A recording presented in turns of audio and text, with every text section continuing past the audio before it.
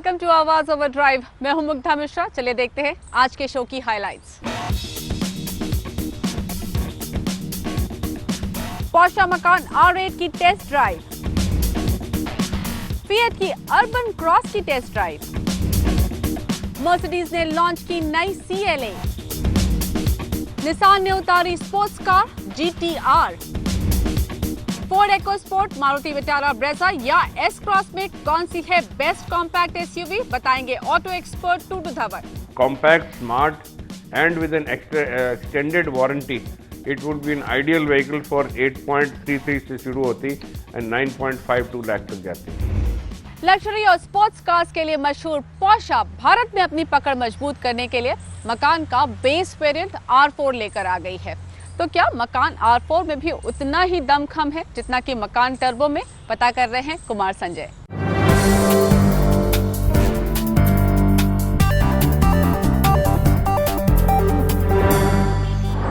Porsche की मकान कई सालों से भारत में है, लेकिन आप जो गाड़ी देख रहे हैं वो मकान का एक नया एडिशन है, जिसे कंपनी R4 कहती है। लेकिन इस गाड़ी में आपको R4 का बैजिंग कहीं नहीं मिलेगा। लुक और स्टाइल के मामले में मौजूदा मकान और इस मकान R4 में कोई फ़र्क नहीं है। तो आप पूछेंगे फ़र्क क्या है? तो सबसे पहला फ़र्क है कीमत का। मकान R4 की कीमत मौजूदा इस डीजल मकान के मुकाबले 30 लाख रुपए कम है। दूसरा फ़र्क है इसके बोनट के अंदर। इसमें आपको 2 लीटर का पेट्रोल इंजन है, जिसका पावर इस डीजल के मुकाबले ज़्यादा है। और तीसरा, इसका जो वज़न है वो है 1770 किलोग्राम। यानी पोर्शे की जितनी भी गाड़ियाँ हैं उनके मुकाबले इसका वज़न कम है। यानी पावर टू जो वेट रेशियो है वो सबसे बेहतर है इस सेगमेंट में।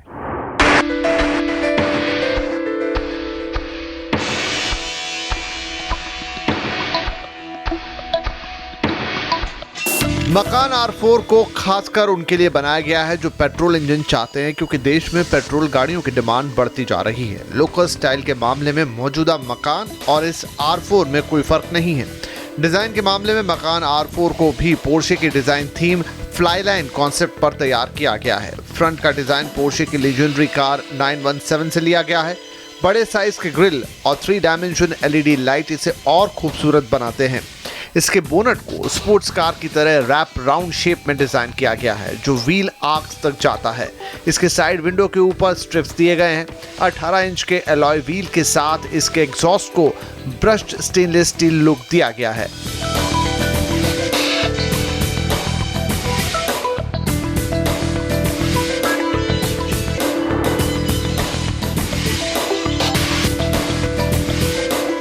इसके इंटीरियर को ड्राइवर ओरिएंटेड बनाया गया है, क्योंकि एक स्पोर्ट्स कार चाहने वाले पीछे बैठने की बजाय उसे चलाना पसंद करते हैं। इसी वजह से हर चीज उनको ध्यान में रखकर ही डिजाइन की गई है। डैशबोर्ड को leather, carbon fibre, brush aluminium से बनाया गया है। इंफोटेनमेंट के लिए इसमें लेटेस्ट जनरेशन वाली पोर्शे कम्युनिकेशन मैनेजमेंट सिस्टम दिया गया है। अगर आप म्यूजिक के शौकीन हैं तो उनके लिए बॉस कंपनी का साउंड सिस्टम भी दिया गया है। आप मौसम का लुत्फ उठाना चाहते हैं तो सनरूफ फीचर भी इस कार में मौजूद है। इसकी दोनों फ्रंट सीट को आप 8 तरह से इसमें लगे इन बटन्स के सहारे अपने कंफर्ट के अनुसार सेट कर सकते हैं। इसके टेल गेट भी इलेक्ट्रिकली कंट्रोल होते हैं और टेल गेट खुलते ही 500 लीटर का बूट स्पेस मिलता है। सामान ज्यादा रखना हो तो पिछली सीट को फोल्ड कर 1500 लीटर का बूट स्पेस और बनाया जा सकता है।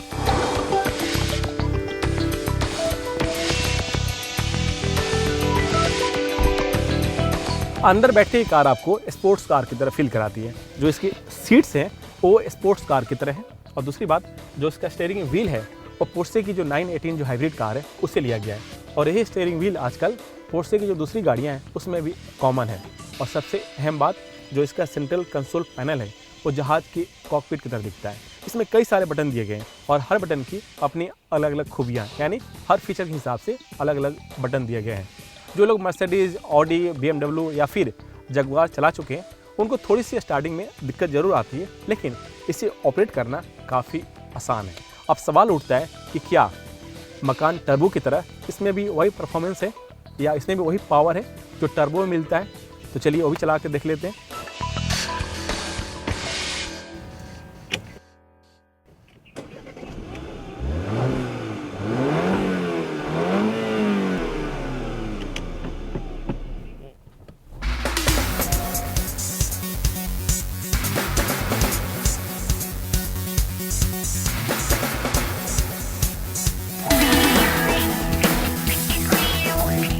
देश में पोर्शे मकान ब्रांड में ये पहली गाड़ी है जिसमें टर्बोचार्ज 4 सिलेंडर इंजन का इस्तेमाल किया गया है और ये इंजन वजन के मामले में भी काफी हल्का है।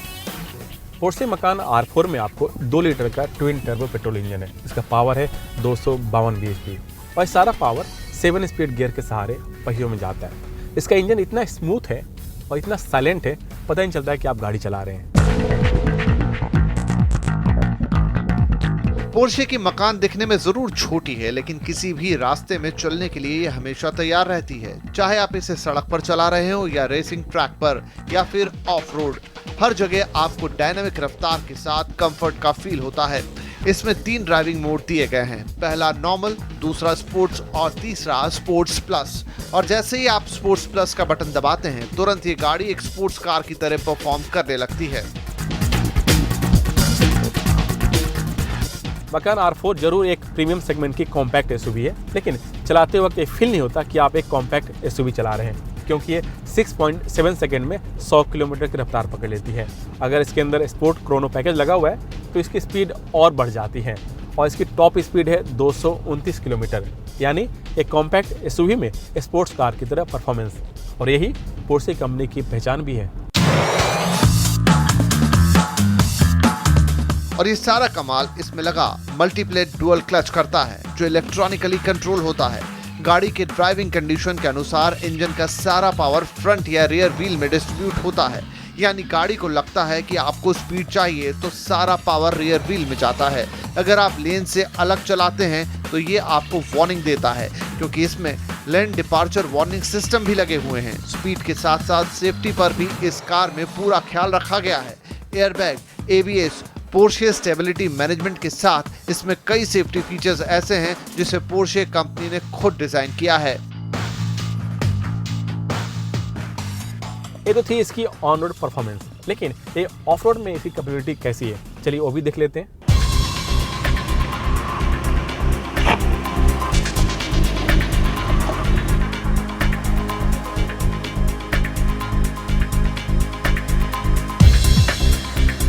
ऑफ रोड के दौरान आपको कभी भी ऐसा नहीं लगेगा कि इसमें किसी फीचर की कमी है।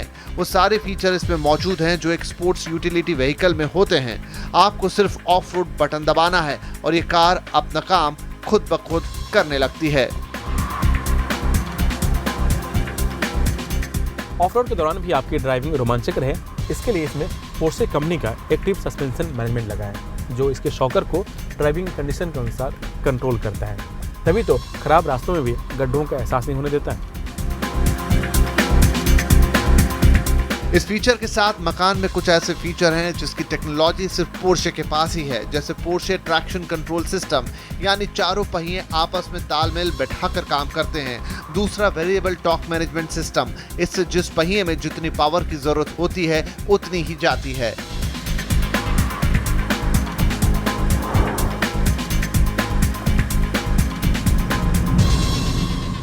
अब सवाल उठता है कि क्या मकान R4 लेनी चाहिए या नहीं। तो इसका सीधा सा हल है, अगर आपको प्रीमियम एसयूवी सेगमेंट में औरों से हटकर दिखने वाली गाड़ी चाहिए, लग्जरी, कंफर्ट और परफॉर्मेंस में कोई कॉम्प्रोमाइज़ किए बिना, तो मकान R4 आपके लिए एक बेस्ट ऑप्शन है, बशर्ते आप थोड़ी सी कीमत ज़्यादा चुकाने को तैयार हों।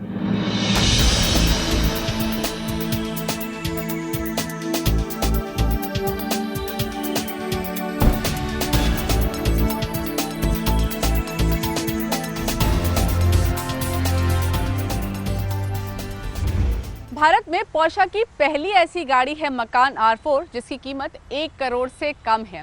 तो रिलेटिवली बेटर प्राइसिंग और ढेर सारे फीचर्स के दम पर लगता है R4 को अच्छा रिस्पांस मिलेगा। चलिए हम लेंगे एक छोटा सा ब्रेक और ब्रेक के बाद आपको दिखाएंगे फिएट अर्बन क्रॉस की टेस्ट ड्राइव। कहीं मत जाइए।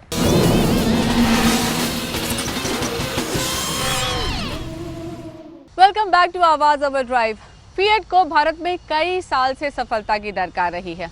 फिएट की गाड़ियों में अच्छे डिजाइन, बेहतरीन फीचर्स और दमदार परफॉर्मेंस के बावजूद कंपनी के पास सेल्स फिगर्स नहीं हैं। अब कंपनी लेकर आई है अर्बन क्रॉस। तो क्या अर्बन क्रॉस वो गाड़ी होगी जो कि फिएट की उम्मीदों को पूरा कर पाएगी? चलिए पता करते हैं।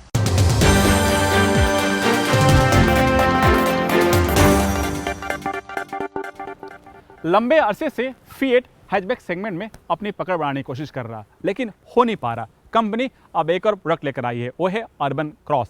इसे पुंटो, अवेंचुरा और अबार्थ को मिलाकर बनाया गया। यानी ये कार उनके लिए है जो डेली यूज के साथ एडवेंचर करना पसंद करते हैं। अर्बन क्रॉस को जिस प्लेटफॉर्म पर बनाया गया है वो पुंटो का है, लेकिन इसकी डिजाइन और स्टाइलिंग फिएट की एवेंचुरा से ली गई है। इसी वजह से सामने से ये पूरी तरह एवेंचुरा लगती है। सिर्फ इसके पिछले हिस्से में ये अर्बन क्रॉस दिखती है, लेकिन कुछ चीजें अर्बन क्रॉस को फिएट की दूसरी हैचबैक गाड़ियों से अलग करती हैं। उनमें पहला है फ्रंट ग्रिल, जिसे पियानो फिनिश लुक दिया गया है। दूसरा, टेल गेट पर एवेंचुरा की तरह स्पेयर व्हील्स नहीं है। तीसरा, अबार्थ की बैजिंग और चौथा 16 इंच का स्कॉर्पियन एलॉय व्हील। इन सब के साथ कंपनी ने इसे अर्बन लुक के साथ ऑफ-रोड गाड़ियों की तरह फीचर भी देने की कोशिश की है। जब भी हम किसी नॉर्मल गाड़ी से ऑफ-रोड रास्तों में ड्राइव करने जाते हैं तो हमेशा हमारे मन में एक डर लगा रहता है। डर इस बात का होता है कि ऐसा ना हो कि हमारी गाड़ी में डेंट या फिर स्क्रैच आ जाए। इसके लिए फिएट इस गाड़ी में चारों तरफ ब्लैक लेडिंग दी है और दूसरा फ्रंट और रियर में स्कीड प्लेट दी है, और ये दोनों चीज गाड़ी को प्रोटेक्शन देता है। अर्बन क्रॉस के इंटीरियर लुक पूरी तरह से पुंटो से अलग दिखते हैं। डैशबोर्ड और सीट को डुअल टोन दिया गया है, जबकि पुंटो का डैशबोर्ड ब्लैक है। लेकिन पुंटो की तरह इसमें भी 5 इंच का टच स्क्रीन इंफोटेनमेंट सिस्टम दिया गया है, जो आज के जमाने के अनुसार छोटा जरूर है लेकिन काफी स्मूथ काम करता है। स्टीयरिंग माउंटेड कंट्रोल्स दिए गए हैं। कूलिंग के लिए ऑटोमेटिक एसी सिस्टम मिलते हैं। सीट के डिजाइन और कंफर्ट है वो पुंटो की तरह है, लेकिन इसमें जो फैब्रिक इस्तेमाल किया गया है वो थोड़ा अलग है।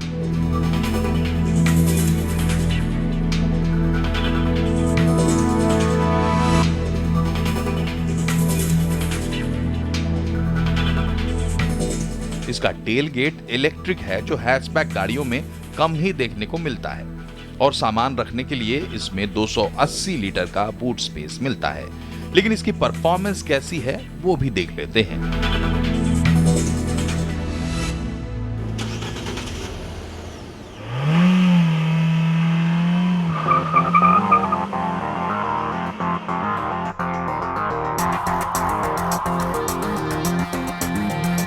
अर्बन क्रॉस को चलाते वक्त लगता नहीं है कि आप एक हैचबैक गाड़ी चला रहे हैं, और ये सारा कमाल अबार्थ की टेक्नोलॉजी से हुआ है, क्योंकि इसके पेट्रोल इंजन में उसी टेक्नोलॉजी का इस्तेमाल किया गया है।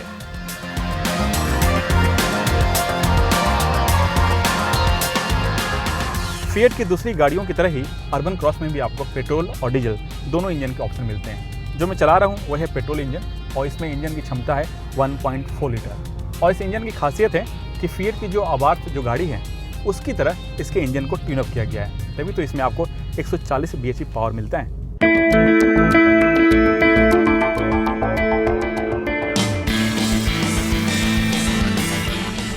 दो 2000 से कम आरपीएम इसमें उतना पावर नहीं मिलता है, लेकिन जैसे ही आप 2000 आरपीएम से ज्यादा पर पहुंचते हैं उस समय ये आसानी से 100 की स्पीड पकड़ लेती है।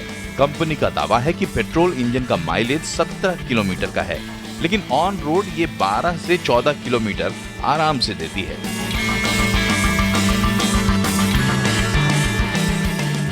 इसके डीजल वेरिएंट में आपको 1.3 लीटर का मल्टी जेट इंजन लगा हुआ है, जिसका पावर है 90 bhp। और ये डीजल इंजन इतनी फेमस है कि फिएट के साथ साथ कई सारी कंपनियां भी इस्तेमाल करती हैं, और कंपनी का दावा है कि ये इंजन 20 किलोमीटर की माइलेज देती है। वजन के मामले में एवेंचुरा के मुकाबले 30 से 40 किलोग्राम कम है। इसी वजह से इसके सस्पेंशन पर थोड़ा काम किया गया है, यानी इसे इस तरह से डिजाइन किया गया है जिससे ऑफ-रोड के साथ साथ ऊबड़-खाबड़ रास्तों में ये स्मूथ राइड दे। और दूसरी बात कि इसमें एक एसयूवी की तरह 205 मिलीमीटर का ग्राउंड क्लियरेंस है। इसकी ड्राइविंग काफी स्मूथ है, इंजन की परफॉर्मेंस भी काफी बेहतर है, लेकिन इस गाड़ी में जितनी पावर है उस हिसाब से जो स्टीयरिंग व्हील है उस पर कंट्रोल नहीं है, थोड़ी सी और कंट्रोल होनी चाहिए थी।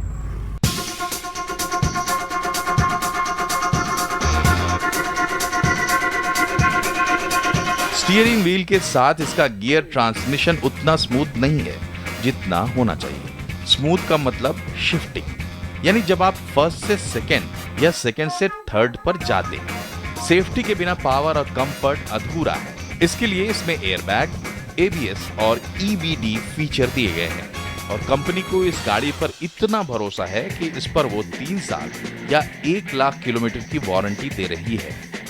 इन सब के साथ फिएट अर्बन क्रॉस की कीमत 6,85,000 से 9,85,000 रुपए के बीच है।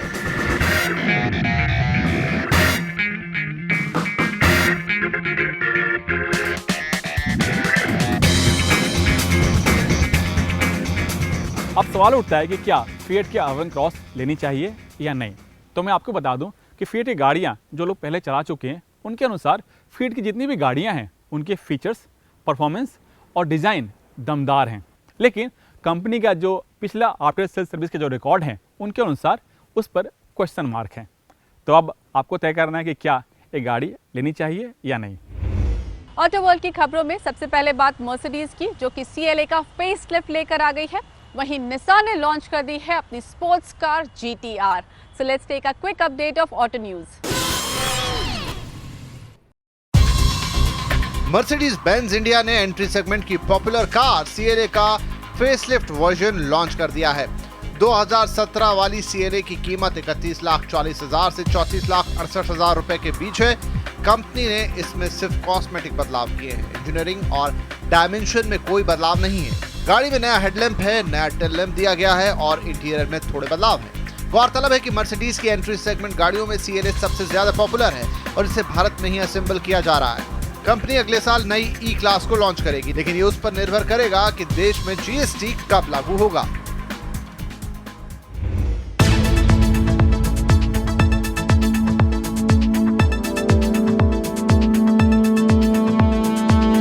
रफ्तार के शौकीनों के लिए निसान ने अपनी मशहूर कार GTR भारत में लॉन्च कर दी है। GTR की कीमत करीब 2 करोड़ रुपए है। दुनिया भर में यह कार गॉडजिला के नाम से प्रसिद्ध है। निसान GTR में 3.8 लीटर का V6 इंजन लगा है और ये इंजन 565 bhp पावर जनरेट करता है।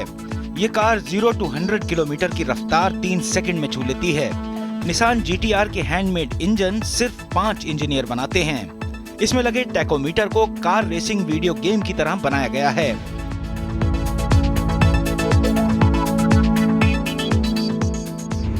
कॉम्पैक्ट SUV खरीदने की सोच रहे हैं तो ब्रेक के बाद ऑटो एक्सपर्ट टूटू धवन बताएंगे Ford EcoSport, Maruti Vitara Brezza या फिर मारुति S क्रॉस में से कौन सी गाड़ी आपको खरीदनी चाहिए। साथ ही देंगे आपके बाकी सवालों के जवाब जो आप हमें आवाज ओवरड्राइव के ऑफिशियल फेसबुक पेज पर भेजते हैं।